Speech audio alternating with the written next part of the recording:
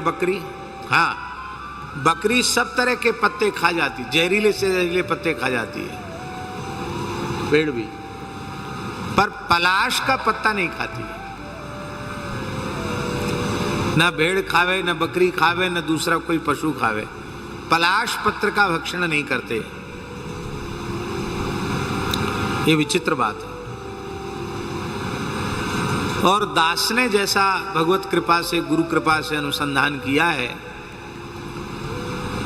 पलाश वृक्ष जो है वो चंद्रमा का स्वरूप माना गया है पुराणों के अनुसार। और चंद्रमा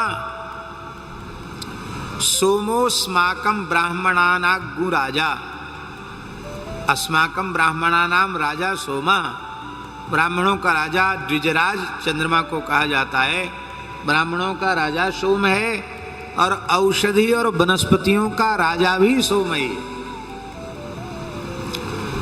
और वह स्वयं वनस्पतियों का, औषधियों का राजा चंद्रमा वो पलाश वृक्ष के रूप में है। इसलिए अपने राजा का समादर करने के लिए भेड़ बकरी भी पलाश को खाते हैं।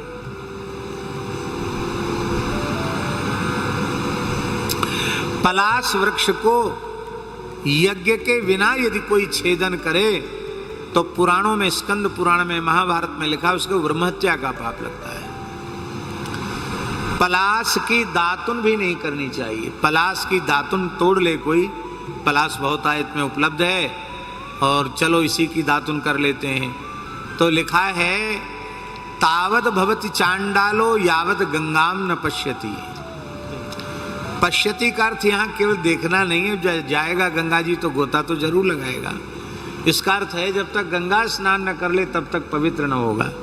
ये भी इसीलिए स्मृतियों में कह दिया गया कि जिससे कि पलाश वृक्ष का समादर बना रहे। जब खाने वाले पशु, पत्ती खाने वाले पशु नहीं खाते हैं तो मनुष्य को भी निरर्थक उसका छेदन नहीं करना चाहिए। हाँ, ब्रह्मचारी समिधा के लिए ले सकता है, विहित है, वो यज्ञार्थ हो गया।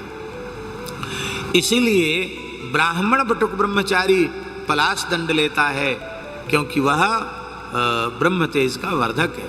और महाराज जी पद्म पुराण में स्पष्ट लिखा है कि पलाश वृक्ष के नीचे बैठ कर के मंत्र जप करने से शीघ्र मंत्र सिद्धि हो जाती है। किसी भी मंत्र का जप करे और गायत्री जप करे तब तो क्या कहना।